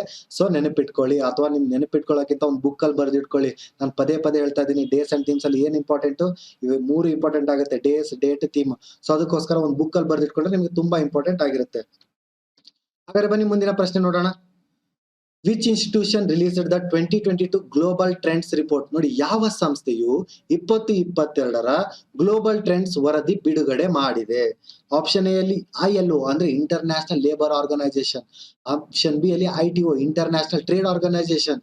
ಆಪ್ಷನ್ ಸಿ ಅಲ್ಲಿ IMF international monetary fund. Option D ಅಲ್ಲಿ UNHCR. ಸೊ ಈ ಪ್ರಶ್ನೆಗೆ ಸರಿಯಾದ ಉತ್ತರ ಯಾವುದು ಅಂದ್ರೆ, ಯಾವ ಇನ್ಸ್ಟಿಟ್ಯೂಷನ್ ರಿಲೀಸ್ ಮಾಡಿದೆ? ಏನಪ್ಪಾ ರಿಲೀಸ್ ಅಂದ್ರೆ, 2022ರ ಗ್ಲೋಬಲ್ ಟ್ರೆಂಡ್ಸ್ ರಿಪೋರ್ಟ್ ಅನ್ನ, ಅಂದ್ರೆ ಗ್ಲೋಬಲ್ ಟ್ರೆಂಡ್ಸ್ ವರದಿಯನ್ನ ಯಾವ ಸಂಸ್ಥೆ ಬಿಡುಗಡೆ ಮಾಡಿದೆ ಅಂತ ಕೇಳ್ತಾ ಇದ್ದಾರೆ. ಸೊ ಸರಿಯಾದ ಉತ್ತರ ಯಾವ್ದು ಈ ಪ್ರಶ್ನೆಗೆ? So option D UNHCR. ಅದ್ರ ಬಗ್ಗೆ ಸ್ವಲ್ಪ ತಿಳ್ಕೊಳ್ಳೋಣ. ನೋಡಿ, UNHCR ಅಂದ್ರೇನು? United Nations high commissioner for refugees ಅನ್ನೋದು ಅದರ ಫುಲ್ ಫಾರ್ಮ್ ಆಗಿದೆ. ಇದು ಕೂಡ ಇಂಪಾರ್ಟೆಂಟ್ ಸ್ನೇಹಿತರೆ, ಬರ್ದಿಟ್ಕೊಳ್ಳಿ UNHCR. ಯಾಕಂದ್ರೆ ಅದ್ರ ಡಿಫೈನ್ ಅಂತ ಕೇಳ್ಬೋದು, ಅಥವಾ UNHCR ಅಲ್ಲಿ ಸಿ ಸ್ಟ್ಯಾಂಡ್ಸ್ ಫಾರ್ ಅಂತ ನಿಮಗೆ ಕ್ವಶನ್ ಅರೈಸ್ ಆಗ್ಬೋದು. So United Nations high commission for refugees ಅನ್ನೋದು ನಿಮ್ಗೆ ಗೊತ್ತಿರ್ಲಿ. ಬಟ್ UNHCR ಅಲ್ಲಿ ಸಿ ಸ್ಟ್ಯಾಂಡ್ಸ್ ಫಾರ್ ಅಂತ ಕ್ವಶನ್ ಬಂದ್ರೆ ಕಮಿಷನರ್ ಅಂತ ನಿಮಗೆ ತಕ್ಷಣ ಬರ್ಬೇಕು. ಅದಕ್ಕೆ ಏನ್ ಬರ್ಬೇಕು, ಅದಕ್ಕೆ ಬರ್ಬೇಕಂದ್ರೆ ನೀವು ಮುಂಚೆ ಏನ್ ಮಾಡಿರ್ಬೇಕು, ಅದ್ರ ಫುಲ್ ಫಾರ್ಮ್ ಕಂಪ್ಲೀಟ್ ಆಗಿ ಗೊತ್ತಿರ್ಬೇಕು ನಿಮಗೆ. ಅಂದ್ರೆ United Nations high commissioner for refugees ಅನ್ನೋದು. ಯಾಕಂದ್ರೆ ಇವೆಲ್ಲ ಆರ್ಗನೈಸೇಷನ್ ಆಗ್ಲಿ ಏಜೆನ್ಸಿ ಆಗ್ಲಿ ಗೊತ್ತಿರ್ಬೇಕಾಗುತ್ತೆ ನಿಮಗೆ. ನೋಡಿ UN ರೆಫ್ಯೂಜಿ ಏಜೆನ್ಸಿ ಇದು. ಸೊ ಅದು ರಿಪೋರ್ಟ್ ಬಿಡುಗಡೆ ಮಾಡಿದೆ 2022ರ ಗ್ಲೋಬಲ್ ಟ್ರೆಂಡ್ಸ್ ರಿಪೋರ್ಟ್ ಅನ್ನ ಬಿಡುಗಡೆ ಮಾಡಿದೆ. As per the report 100 million people have now been forced to flee their homes globally. ಅಂದ್ರೆ 100 million people ಅವ್ರ ಮನೆ ಹತ್ರ, ಅಂದ್ರೆ ರೆಫ್ಯೂಜಿ ಅಂದ್ರೇನು, ಒಂದ್ ಪ್ಲೇಸ್ ಇಂದ ಒಂದ್ ಪ್ಲೇಸಿಗೆ ಹೋಗೋದು, ಅಂದ್ರೆ ಮನೆ ಬಿಟ್ಟು ಹೋಗೋದು, ಅಥವಾ ಒಂದ್ ಪ್ಲೇಸ್ ಇಂದ ಒಂದ್ ಪ್ಲೇಸಿಗೆ ಹೋಗೋದು ರೆಫ್ಯೂಜಿ ಅಂದ್ರೆ. ಸೊ ನೋಡಿ, as per the report 100 million people have now been forced to flee their homes globally ಅಂತ ಹೇಳ್ತಾ ಇದಾರೆ. ಹಾಗಾದ್ರೆ ನೋಡಿ, there were 23.7 million new internal displacement worldwide ಅಂತ ಕೂಡ ಹೇಳ್ತಾ ಇದಾರೆ. ಹಾಗೆ ನೋಡಿ, on earth 1 in every 78 people is now displaced. ಅಂದ್ರೆ 78 ಜನಗಳಲ್ಲಿ ಒಬ್ರು ಡಿಸ್ಪ್ಲೇಸ್ಡ್ ಆಗ್ತಾ ಇದ್ದಾರೆ. ಅಂದ್ರೆ ಒಂದೇ ಜಾಗದಲ್ಲಿ ಇರ್ತಾ ಇಲ್ಲ. ರೆಫ್ಯೂಜಿ ಅಂದ್ರೇನು, ಒಂದ್ ಪ್ಲೇಸ್ ಇಂದ ಒಂದ್ ಪ್ಲೇಸ್ಗೆ ಅವ್ರಿಗೆ ನೆಲ್ಸೋಕೆ ಒಂದ್ ನೆಲೆ ಇರಲ್ಲ. ಅದಕ್ಕೋಸ್ಕರನೇ ಒಂದ್ ಪ್ಲೇಸ್ ಇಂದ ಒಂದ್ ಪ್ಲೇಸ್ಗೆ ಹೋಗ್ತಾ ಇರ್ತಾರೆ. ಸೊ 78ರಲ್ಲಿ ಒಬ್ರು ಈ ಭೂಮಿಯಲ್ಲಿ ಈ ತರ ಇದ್ದಾರೆ, ಡಿಸ್ಪ್ಲೇಸ್ಡ್ ಆಗ್ತಾ ಇದ್ದಾರೆ. ನೋಡಿ, largest displacement is 6 million occurred in China. ನೋಡಿ, 2021ರಲ್ಲಿ ಚೀನಾ 6 million ಡಿಸ್ಪ್ಲೇಸ್ಮೆಂಟ್ ಆಗಿದೆ. ಅಂದ್ರೆ ಫಸ್ಟ್ ಪ್ಲೇಸ್ ಅಲ್ಲಿ ಅದೇ ಇರೋದು. ಹಾಗೆ ಫಾಲೋಡ್ ಬೈ ಫಿಲಿಪೈನ್ಸ್ 5.7 million. ಹಾಗೆ ಅದ್ರ ಫಾಲೋಡ್ ಬೈ ಇಂಡಿಯಾ 4.9 billion. ಈ ತರ ಇದೆ ರಿಪೋರ್ಟ್ ಸ್ನೇಹಿತರೆ. ಹಾಗಾದ್ರೆ ನೋಡಿ, UNHCR ಅಂದ್ರೆ United Nations high commissioner for refugees ಅಂತ ಹೇಳಿದೆ. ಅದ್ರ ಬಗ್ಗೆ ಸ್ವಲ್ಪ ಸಂಕ್ಷಿಪ್ತವಾಗಿ ತಿಳ್ಕೊಳ್ಳೋಣ. ನೋಡಿ, UNHCR ಅಂತಾನು ಕೂಡ ಕರೀತಾರೆ, ಹಾಗೆ HCR ಅಂತ ಕೂಡ ಕರೀತಾರೆ. ಹಾಗಾದ್ರೆ ಇದು ಫಾರ್ಮೇಶನ್ ಅಂದ್ರೆ ಸ್ಥಾಪನೆ ಆಗಿರೋದು ಯಾವಾಗ? 14ನೇ ಡಿಸೆಂಬರ್ 1950, ಅಂದ್ರೆ 71 ವರ್ಷಗಳ ಹಿಂದೆ. ನೋಡಿ, ಟೈಪ್ ಏನಪ್ಪಾ ಅಂದ್ರೆ ಇದು ಯುನೈಟೆಡ್ ನೇಷನ್ಸ್ ಪ್ರೋಗ್ರಾಮ್ ಆಗಿದೆ. ಹೆಡ್ ಕ್ವಾರ್ಟರ್ಸ್ ಬಂದ್ಬಿಟ್ಟು ಜೆನೆವಾ, ಸ್ವಿಟ್ಜರ್ಲ್ಯಾಂಡ್ ಅಲ್ಲಿ ಇದೆ. ಈ ತರ ಇನ್ಫಾರ್ಮೇಶನ್ ಕೊಟ್ಟಿದ್ದೀನಿ, ಇದು ಕೂಡ ಇಂಪಾರ್ಟೆಂಟ್ ಆಗಿರುತ್ತೆ. ಸೊ ಬರ್ದಿಟ್ಕೊಳ್ಳಿ ಬುಕ್ ಅಲ್ಲಿ. ಮುಂದಿನ ಪ್ರಶ್ನೆ ಏನಿದೆ, who has inaugurated the historic torch relay off 44th chess olympiad? ನೋಡಿ, 44ನೇ ಚೆಸ್ ಒಲಿಂಪಿಯಾಡ್ ನ ಐತಿಹಾಸಿಕ ಟಾರ್ಚ್ ರಿಲೇಯನ್ನು ಯಾರು ಉದ್ಘಾಟಿಸಿದರು? ಆಪ್ಷನ್ಸ್ ಎ ಅಲ್ಲಿ ಅಮಿತ್ ಶಾ, ಆಪ್ಷನ್ ಬಿ ಅಲ್ಲಿ ನರೇಂದ್ರ ಮೋದಿ, ಆಪ್ಷನ್ ಸಿ ಅಲ್ಲಿ ಕಿರಣ್ ಜಿಜು, ಆಪ್ಷನ್ ಡಿ ಅಲ್ಲಿ ಅರುಣ್ ಸಿಂಗ್ ಥಾಕೂರ್. ನೋಡಿ, ಯಾರು ಈ 4ರಲ್ಲಿ ಯಾರು ಈ 44ನೇ ಚೆಸ್ ಒಲಿಂಪಿಯಾಡ್ ನ ಐತಿಹಾಸಿಕ ಟಾರ್ಚ್ ರಿಲೇಯನ್ನ ಯಾರು ಉದ್ಘಾಟಿಸಿದ್ರು? ನೋಡಿ, ಅಮಿತ್ ಶಾ ಅವರ, ನರೇಂದ್ರ ಮೋದಿ ಅವರ, ಅಥವಾ ಕಿರಣ್ ಜಿಜು ಅವರ, ಅಥವಾ ಅರುಣ್ ಸಿಂಗ್ ಥಾಕೂರ್ ಅವರ? ಸೊ ಈ ಪ್ರಶ್ನೆಗೆ ನೋಡೋಣ ಸರಿಯಾದ ಉತ್ತರ. ನೋಡಿ, ನರೇಂದ್ರ ಮೋದಿ ಅವರು. ನೋಡಿ, ಅದ್ರ ಬಗ್ಗೆ ತಿಳ್ಕೊಳ್ಳೋಣ. ಪ್ರೈಮ್ ಮಿನಿಸ್ಟರ್ ಆದಂತ ನರೇಂದ್ರ ಮೋದಿ ಅವರು ಲಾಂಚ್ ಮಾಡಿದ್ರು. ಏನಪ್ಪಾ ಅಂದ್ರೆ historic torch relay for the 44th chess olympiad at Indira Gandhi stadium, New Delhi. ಎಲ್ಲಪ್ಪ ಅಂದ್ರೆ ಇಂದಿರಾ ಗಾಂಧಿ ಸ್ಟೇಡಿಯಂ, ನ್ಯೂ ದೆಹಲಿ. ನೋಡಿ, ಈ ತರ ಪ್ಲೇಸ್ ಆಗ್ಲಿ, ಅಥವಾ ಯಾರು ಲಾಂಚ್ ಮಾಡಿದ್ರಾಗ್ಲಿ, ಅಥವಾ ಇದು ಎಷ್ಟನೇ ಚೆಸ್ ಒಲಿಂಪಿಯಾಡ್ ಆಗ್ಲಿ, ಎಲ್ಲ ಇಂಪಾರ್ಟೆಂಟ್ ಆಗಿರುತ್ತೆ. ಅದಕ್ಕೋಸ್ಕರ ನಿಮಗೆ ಹೈಲೈಟ್ ಮಾಡಿ ಕೊಟ್ಟಿದ್ದೀನಿ. ನರೇಂದ್ರ ಮೋದಿ ಅವರು ಲಾಂಚ್ ಮಾಡಿದ್ರು. ಇದು ಹಿಸ್ಟಾರಿಕ್ ಟಾರ್ಚ್ ಕೂಡ ಹೇಳ್ತಾ ಇದ್ದಾರೆ. ಯಾಕೆ ಇದು ಹೇಳ್ತಾರೆ ಮುಂದೆ ತಿಳ್ಕೊಳ್ಳೋಣ. ನೋಡಿ, ಹಿಸ್ಟಾರಿಕ್ ಟಾರ್ಚ್ ಅಂತ ಕೂಡ ಕರೀತಾರೆ ಇದನ್ನ. ಅದ ಚೆಸ್ ಒಲಿಂಪಿಯಾಡ್ ನೋಡಿ, ಎಷ್ಟನೇ ಚೆಸ್ ಒಲಿಂಪಿಯಾಡ್ ಆಗಿದೆ ಇದು? 44th ಚೆಸ್ ಒಲಿಂಪಿಯಾಡ್ ಆಗಿದೆ. ಅದನ್ನ ಎಲ್ಲಿ ಇನಾಗ್ರೇಟ್ ಮಾಡಿದ್ರು, ಲಾಂಚ್ ಮಾಡಿದ್ರು ಅಂದ್ರೆ ಇಂದಿರಾ ಗಾಂಧಿ ಸ್ಟೇಡಿಯಂ, ನ್ಯೂ ದೆಹಲಿ, ಅಂದ್ರೆ ನವದೆಹಲಿಯಲ್ಲಿ ಲಾಂಚ್ ಮಾಡಿದ್ದಾರೆ. ಸೊ FID ಅಂದ್ರೆ FID ಗೊತ್ತಿರ್ಲಿ, ಇಂಟರ್ನ್ಯಾಷನಲ್ ಚೆಸ್ ಫೆಡರೇಷನ್ ಅಂತ ಕರೀತಾರೆ. ಸರ್ ಇದೇನ್ ಸರ್ FID ಅಂತ ಇದೆ, ನೀವು ಇಂಟರ್ನ್ಯಾಷನಲ್ ಚೆಸ್ ಫೆಡರೇಷನ್ ಅಂತ ಕರಿತಿದ್ರಲ್ಲ, ಅದು ಹಾಗೆ ರೀ. FID ಅನ್ನ ಇಂಟರ್ನ್ಯಾಷನಲ್ ಚೆಸ್ ಫೆಡರೇಷನ್ ಅಂತಾನೆ ಕರೀತಾರೆ. ಸೊ ಇದು ಕೂಡ ನಿಮ್ಗೆ ಕನ್ಫ್ಯೂಸ್ ಆಗ್ಲಿ ಅಂತ ಕೊಡ್ಬೋದು. ಸೊ FID ಅಂತಂದ್ರೆ ಏನು ಅಂತ ಕೇಳಿದಾಗ ಇಂಟರ್ನ್ಯಾಷನಲ್ ಚೆಸ್ ಫೆಡರೇಷನ್ ಅದು ನಿಮಗೆ ತಕ್ಷಣ ನೆನಪಾಗ್ಬೇಕು. ಸೊ ಅದಕ್ಕೋಸ್ಕರ ಕೊಟ್ಟಿದ್ದೀನಿ. ನೋಡಿ, ಇಂಟರ್ನ್ಯಾಷನಲ್ ಚೆಸ್ ಫೆಡರೇಷನ್ ಅಂದ್ರೆ FID. ಪ್ರೆಸಿಡೆಂಟ್ ಯಾರು? ಅರ್ಕಾಡಿ ಡೋರ್ಕೋವಿಚ್. ನೋಡಿ, ಡೋರ್ಕೋವಿಚ್ ಯಾವ ತರ ಪ್ರೊನೌನ್ಸ್ ಮಾಡ್ತೀರಾ ನಿಮ್ ಇಷ್ಟ. ನೋಡಿ, ಆರ್ಕೋಡಿ ನಿಮ್ ನೆನಪು ಹೇಗೆ ಹಿಡ್ಕೊಂತೀರಾ ಆ ತರ ಪ್ರೊನೌನ್ಸ್ ಮಾಡ್ಕೊಳ್ಳಿ. ಯಾಕಂದ್ರೆ ನಿಮ್ಗೆ ಆಪ್ಷನ್ಸ್ ನೋಡಿದ ತಕ್ಷಣ ನೆನಪಾಗ್ಬೇಕು. ಆ ತರ ನೀವು ನೆನಪಿಟ್ಕೊಳ್ಳಿ, ಆರ್ಕಾಡಿ ಡೋರ್ಕೋವಿಚ್ ಅಂತ. ನೋಡಿ, ಅವರು handed over to the torch to the prime minister. ಅವರು ಪ್ರೈಮ್ ಮಿನಿಸ್ಟರ್ಗೆ ಹ್ಯಾಂಡ್ ಓವರ್ ಮಾಡಿದ್ರು ಈ ಟಾರ್ಚ್ ಅನ್ನ. ಸೊ ಪ್ರೈಮ್ ಮಿನಿಸ್ಟರ್ ಆದಂತ ಅವರು ಈ ಚೆಸ್ ಅಲ್ಲಿ ಗ್ರ್ಯಾಂಡ್ ಮಾಸ್ಟರ್ ಯಾರಪ್ಪ ನಮ್ಮ ಭಾರತದಲ್ಲಿ ಅಂದ್ರೆ ವಿಶ್ವನಾಥ್ ಆನಂದ್. ನಮ್ಗೆ ಕೇಳ್ಬರುವಂತ ಹೆಸರು ಯಾವುದು? ವಿಶ್ವನಾಥ್ ಆನಂದ್. ಅವರಿಗೆ ಹ್ಯಾಂಡ್ ಓವರ್ ಮಾಡಿದ್ರು. ಅಂದ್ರೆ ಪ್ರೆಸಿಡೆಂಟ್ ಇದಾರಲ್ಲ FID ಅದು, ಅವರು ನರೇಂದ್ರ ಮೋದಿ ಅವರಿಗೆ ಟಾರ್ಚ್ ಅನ್ನ ಹ್ಯಾಂಡ್ ಓವರ್ ಮಾಡಿದ್ರೆ, ನರೇಂದ್ರ ಮೋದಿ ಅವರು ಗ್ರ್ಯಾಂಡ್ ಮಾಸ್ಟರ್ ಆದಂತ ವಿಶ್ವನಾಥ್ ಆನಂದ್, ಅಂದ್ರೆ ಚೆಸ್ ಗ್ರ್ಯಾಂಡ್ ಮಾಸ್ಟರ್ ಆದಂತ ವಿಶ್ವನಾಥ್ ಆನಂದ್ ಅವರಿಗೆ ಹ್ಯಾಂಡ್ ಓವರ್ ಮಾಡಿದ್ರು. ಈ ತರ this torch will be taken to 75 cities in the span of 40 days before the final culmination. ಈ ತರ 75 ಸಿಟಿಗಳನ್ನ ಅದು ಟಾರ್ಚ್ ಟ್ರಾವೆಲ್ ಮಾಡುತ್ತೆ 40 ದಿನಗಳ ಒಳಗಡೆ. ನೋಡಿ, ಎಲ್ಲಿಂದ ನೋಡಿ, ಮಹಾಬಲಿಪುರಂ ನಿಯರ್ ಚೆನ್ನೈ ಇಂದ ಸ್ಟಾರ್ಟ್ ಆಗ್ತಾ ಇರೋದು. ಇಲ್ಲಿಂದ ಸ್ಟಾರ್ಟ್ ಆಗಿ ನೋಡಿ, chess grand master of the state will receive the torch. ಅಂದ್ರೆ ಪ್ರತಿ ಸ್ಟೇಟ್ ಅಲ್ಲಿ ಯಾರು ಇರ್ತಾರ ಗ್ರ್ಯಾಂಡ್ ಮಾಸ್ಟರ್ ಅಥವಾ ಅವರು ರಿಸೀವ್ ಮಾಡ್ತಾರೆ ಈ ಟಾರ್ಚ್ ಅನ್ನ. ಹಾಗಾದ್ರೆ ನೋಡಿ, prime minister Modi also made the Khelo chess ceremonial mood followed by Koneru Hampi making a move ಅಂತ ಹೇಳ್ತಾ ಇದ್ದಾರೆ. ಹಾಗೆ ದ 44 ಚೆಸ್ ಒಲಿಂಪಿಯಾಡ್ ಅಂತ ಹೇಳಿದೆ, ಇದು ಎಲ್ಲಿ ನಡೆಯುತ್ತೆ ಅದು ಕೂಡ ಗೊತ್ತಿರ್ಲಿ. ಚೆನ್ನೈಯಲ್ಲಿ ನಡೆಯುತ್ತೆ. Will be held in Chennai. ಯಾವಾಗ ಜೂನ್ 28ರಿಂದ ಆಗಸ್ಟ್ 10ರವರೆಗೆ. ನೋಡಿ, ಜೂನ್ 28ರಿಂದ ಆಗಸ್ಟ್ 10ರವರೆಗೆ ಚೆನ್ನೈಯಲ್ಲಿ ಈ 44 ಚೆಸ್ ಒಲಿಂಪಿಯಾಡ್ ನಡೆಯುತ್ತೆ. ಹಾಗಾದ್ರೆ ನೋಡಿ, the prestigious competition which has been organised since 1927 ಅಂದ್ರೆ 1927ರಿಂದ ಈ ಚೆಸ್ ಒಲಿಂಪಿಯಾಡ್ ನಡೀತಾ ಬಂದಿದೆ. ಯಾವಾಗಿಂತ ನಡೀತಾ ಇರೋದು ಇದು? 1927ರಿಂದ ನಡ್ಕೊಂತ ಬಂದಿರೋದು. Is being hosted in India for the first time and in Asia after 30 years. ಅಂದ್ರೆ ಅದು 1927ರಿಂದ ನಡ್ಕೊಂತ ಬಂದಿದೆ, ಬಟ್ ಇಂಡಿಯಾದಲ್ಲಿ ಇದೇ ಫಸ್ಟ್ ಟೈಮ್. ಅದಕ್ಕೆ ಹೇಳಿರೋದು ಹಿಸ್ಟಾರಿಕ್ ಟಾರ್ಚ್ ಅಂತ. ಯಾಕೆ ಹೇಳಿದ್ರು? ಇದು ಇಂಡಿಯಾದಲ್ಲಿ ಮೊದಲನೇ ಸಾರಿ ನಡೀತಾ ಇರೋ ಚೆಸ್ ಒಲಿಂಪಿಯಾಡ್ ಸ್ನೇಹಿತರೆ. ಅದು ಕೂಡ ಗೊತ್ತಿರಲಿ. ಈ ತರ ಕ್ವಶನ್ ಅರೈಸ್ ಆಗ್ಬೋದು ನಿಮಗೆ. ಹಿಸ್ಟಾರಿಕ್ ಟಾರ್ಚ್ ಅಂತ ಯಾಕೆ ಕರೆದ್ರು? ಇದು 44 ಚೆಸ್ ಒಲಿಂಪಿಯಾಡ್ ಅಂತ ಕೇಳಿದ್ರೆ ನಿಮ್ಗೆ ಆನ್ಸರ್ ಏನಾಗಿರ್ಬೇಕು? ಇದು ಭಾರತದಲ್ಲಿ ಮೊದಲನೇ ಬಾರಿಗೆ ನಡೀತಾ ಇದೆ ಚೆಸ್ ಒಲಿಂಪಿಯಾಡ್, ಅದಕ್ಕೋಸ್ಕರ ಇದನ್ನ ಹಿಸ್ಟಾರಿಕ್ ಟಾರ್ಚ್ ಅಂತ ಕೂಡ ಕರೆದ್ರು. ಹಾಗಾದ್ರೆ ಇದು ಏಷ್ಯಾದಲ್ಲಿ 30 ವರ್ಷಗಳ ನಂತರ ನಡೀತಾ ಇರೋದು. ಅಂದ್ರೆ ಏಷ್ಯಾದಲ್ಲಿ 30 ವರ್ಷಗಳ ಹಿಂದೆ ನಡೆದಿರೋಂಥದ್ದು. 30 ವರ್ಷಗಳಿಂದ ಚೆಸ್ ಒಲಿಂಪಿಯಾಡ್ ಏಷ್ಯಾದಲ್ಲಿ ನಡೆದೇ ಇಲ್ಲ. ಸೊ 30 ವರ್ಷಗಳ ನಂತರ ಇಂಡಿಯಾದಲ್ಲಿ ನಡೀತಾ ಇರೋದು. ಸೊ ಅದಕ್ಕೋಸ್ಕರ ಏಷ್ಯಾದಲ್ಲಿ ಆಫ್ಟರ್ 30 years ಅಂತ ಹೇಳ್ತಾ ಇದ್ದಾರೆ. ಹಾಗಾದ್ರೆ 189 ಕಂಟ್ರೀಸ್ ಪಾರ್ಟಿಸಿಪೇಟ್ ಮಾಡ್ತಾ ಇದಾರೆ ಅಂತ ಹೇಳ್ತಾ ಇರೋದು ಈ ಚೆಸ್ ಒಲಿಂಪಿಯಾಡ್ ಅಲ್ಲಿ. ಹಾಗೆ ಇದು largest participation in any chess olympiad. ಈ ಹಿಂದೆ ನಡೀತಲ್ಲ 1927ರಿಂದ ಅಲ್ಲಿಂದ ನಡೆದಿರುವಂತ ಚೆಸ್ ಒಲಿಂಪಿಯಾಡ್ ಅಲ್ಲಿ ಇದೇ ಲಾರ್ಜೆಸ್ಟ್ ಪಾರ್ಟಿಸಿಪೇಷನ್ ಆಗುತ್ತೆ ಅಂತ ಹೇಳ್ತಾ ಇದ್ದಾರೆ. ಅಂದ್ರೆ 189 ಕಂಟ್ರೀಸ್ಗಳು ಪಾರ್ಟಿಸಿಪೇಟ್ ಮಾಡ್ತಾ ಇದಾವೆ. ಹಾಗಾದ್ರೆ ಮುಂದಿನ ಪ್ರಶ್ನೆ ಏನಿದೆ? Which country has been recognised as the country of the year as per the VivaTech 2020. ಅಂದ್ರೆ ವಿವಾಟೆಕ್ 2020ರ ಪ್ರಕಾರ ಯಾವ ದೇಶವನ್ನು ವರ್ಷದ ದೇಶ ಎಂದು ಗುರುತಿಸಲಾಗಿದೆ? ಆಪ್ಷನ್ ಎ ಅಲ್ಲಿ ಯುಕ್ರೇನ್, ಆಪ್ಷನ್ ಬಿ ಅಲ್ಲಿ ಚೀನಾ, ಆಪ್ಷನ್ ಸಿ ಅಲ್ಲಿ USA, ಆಪ್ಷನ್ ಡಿ ಅಲ್ಲಿ ಇಂಡಿಯಾ. ಸೊ ಹಾಗಾದ್ರೆ ಯಾವ ದೇಶವನ್ನ ಕರೀತಾರಪ್ಪ ವರ್ಷದ ದೇಶ ಅಂತ? ಯಾರು ಇದನ್ನ ರೆಕಗ್ನೈಸ್ ಮಾಡಿರೋದು? ವಿವಾಟೆಕ್ 2020. ಹಾಗಾದ್ರೆ ನೋಡೋಣ ಸರಿಯಾದ ಉತ್ತರ ಯಾವ್ದಂತ. ಸರಿಯಾದ ಉತ್ತರ ಆಪ್ಷನ್ ಡಿ, ಇಂಡಿಯಾ ಸ್ನೇಹಿತರೆ. ನೋಡಿ, ಇಂಡಿಯಾ ಅಂದ್ರೆ ನಮ್ಮ ಭಾರತ. Europe's biggest startup conference VivaTech 2020. ನೋಡಿ, ವಿವಾಟೆಕ್ ಬಗ್ಗೆ ಅವರು ಸಂಕ್ಷಿಪ್ತವಾಗಿ ಮಾಹಿತಿ ಕೊಟ್ಟಿದ್ದಾರೆ. ಏನಪ್ಪಾ ಅಂದ್ರೆ ಇದು ಯುರೋಪ್ ಅಲ್ಲೇ ಬಿಗ್ಗೆಸ್ಟ್ ಸ್ಟಾರ್ಟ್ ಅಪ್ ಕಾನ್ಫರೆನ್ಸ್ ಅಂತ. ಅದು VivaTech 2020 had recognised India as the country of the year ಅಂತ ಹೇಳ್ತಾ ಇದ್ದಾರೆ.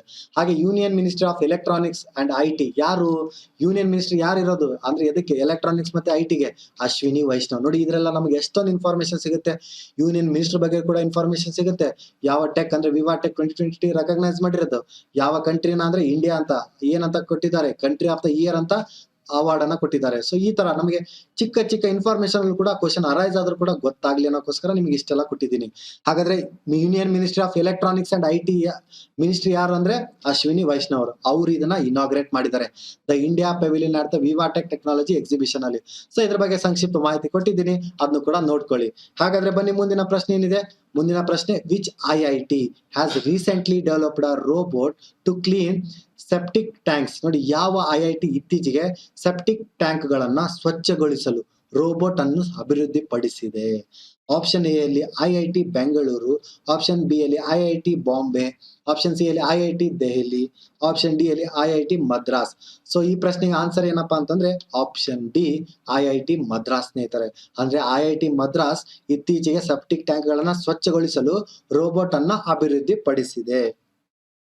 ಹಾಗಾದ್ರೆ ನೋಡಿ, Indian institute of technology, IIT ಅಂದ್ರೇನು? ಇಂಡಿಯನ್ ಇನ್ಸ್ಟಿಟ್ಯೂಟ್ ಆಫ್ ಟೆಕ್ನಾಲಜಿ ಎಲ್ರಿಗೂ ಗೊತ್ತು. ಸೊ IIT ಮದ್ರಾಸ್ ಅಂದ್ರೆ ಮದ್ರಾಸ್ ಅಲ್ಲಿರುವಂತಹ IIT has developed a robot that can clean septic tanks without the need of for humans. ಅಂದ್ರೆ ಮಾನವನ ಸಹಾಯ ಬೇಡ ಅಂದ್ರೆ ಅದೇ ರೋಬೋಟ್ ತನ್ನಿಂದ ತಾನೇ ಕ್ಲೀನ್ ಮಾಡುತ್ತೆ ಯಾವ್ದು? ಸೆಪ್ಟಿಕ್ ಟ್ಯಾಂಕ್ ಗಳನ್ನ. ಸೊ ಆಗ ನೋಡಿ, 10 units are expected to be distributed across Tamil Nadu under the name of HomoSEP. ನೋಡಿ, ಈ ತರ ನೋಡಿ, ಯಾವ ನೇಮ್ ಅಲ್ಲಿ ಅಂತ ಕೇಳಿದ್ರೆ ಹೋಮೋಸೆಫ್. ನೋಡಿ, ಈ ತರ ಹೋಮೋಸೆಫ್ ಅಂತ ಕರಿತೀರಾ, ಹೋಮೋಸೆಫ್ ಅಂತ ಕರೀತಾರೆ. ಯಾವ ತರ ಪ್ರೊನೌನ್ಸ್ ಮಾಡ್ತೀರಾ ಮಾಡ್ಕೊಳ್ಳಿ, ಬಟ್ ನಿಮಗೆ ನೆನಪಿಡೋ ತರ ಮಾಡ್ಕೊಳ್ಳಿ, ಯಾಕಂದ್ರೆ ಎಕ್ಸಾಮ್ ಟೈಮ್ ಅಲ್ಲಿ ನಿಮಗೆ ನೆನಪಾಗ್ಬೇಕು. ಸೊ ನೋಡಿದ್ರೆ the unit are expected to be distributed across Tamil Nadu. ಯಾವ ನೇಮ್ ಅಲ್ಲಿ? ಹೋಮೋಸೆಫ್ ಅಂತ. ಎಲ್ಲಿ? ತಮಿಳ್ನಾಡಲ್ಲಿ ಡಿಸ್ಟ್ರಿಬ್ಯೂಟ್ ಮಾಡಿದ್ದಾರೆ. ಸೊ ಈ ತರ ನೋಡಿ ಸ್ನೇಹಿತರೆ, ಅದ್ರ ಬಗ್ಗೆ ಕೂಡ ನಿಮ್ಗೆ ಇನ್ಫಾರ್ಮೇಶನ್ ಕೊಟ್ಟಿದ್ದೀನಿ. ಬನ್ನಿ ಮುಂದಿನ ಪ್ರಶ್ನೆ ಏನಿದೆ? Which state government has recently signed a water cooperation agreement with Israel. ಯಾವ ರಾಜ್ಯ ಸರ್ಕಾರವು ಇತ್ತೀಚೆಗೆ ಇಸ್ರೇಲ್ನೊಂದಿಗೆ ಜಲ ಸಹಕಾರ ಒಪ್ಪಂದಕ್ಕೆ ಸಹಿ ಹಾಕಿದೆ? ಆಪ್ಷನ್ ಎ ಅಲ್ಲಿ ಏನಿದೆ, ತೆಲಂಗಾಣ ಅಂತ ಇದೆ. ಆಪ್ಷನ್ ಬಿ ಅಲ್ಲಿ ಗೋವಾ ಅಂತ ಇದೆ. ಆಪ್ಷನ್ ಸಿ ಅಲ್ಲಿ ಹರಿಯಾಣ ಅಂತ ಇದ್ರೆ, ಆಪ್ಷನ್ ಡಿ ಅಲ್ಲಿ ಮಣಿಪುರ್. ಸೊ ಈ ಪ್ರಶ್ನೆಗೆ ಸರಿಯಾದ ಉತ್ತರ ಯಾವುದು?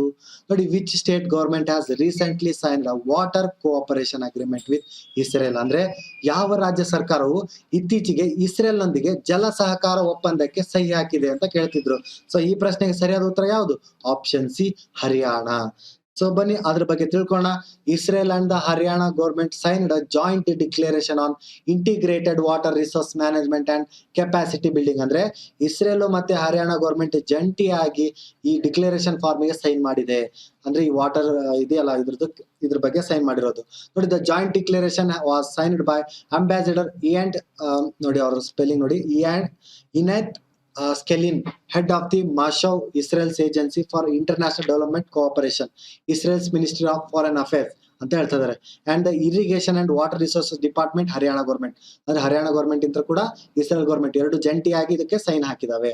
ಹಾಗಾದ್ರೆ ನೋಡಿ, doctor Satbir Singh Kadian inform that Israel is partnering with Haryana to transform the water sector and meet the SDG 2030 targets ಅಂತ ಹೇಳ್ತಾ ಇದ್ದಾರೆ.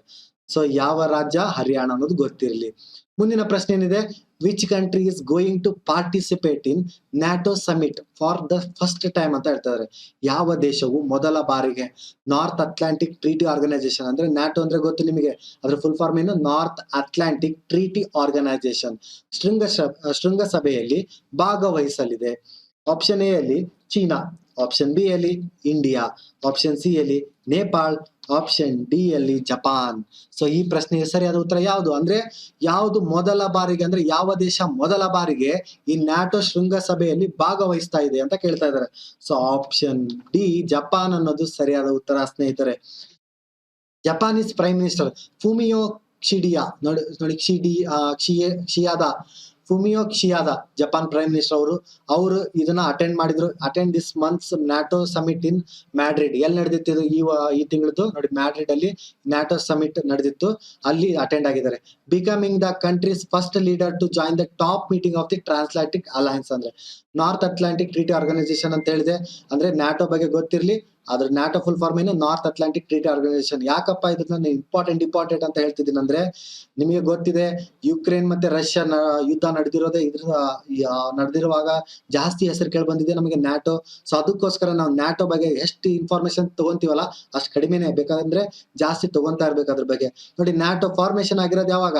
4 ಏಪ್ರಿಲ್ 1949. ಹಾಗಾದ್ರೆ ಅದರ ಹೆಡ್ ಕ್ವಾರ್ಟರ್ಸ್ ಎಲ್ಲಿದೆ? ಬ್ರುಸೆಲ್ಸ್, ಬೆಲ್ಜಿಯಂ ಅಲ್ಲಿ ಇದೆ.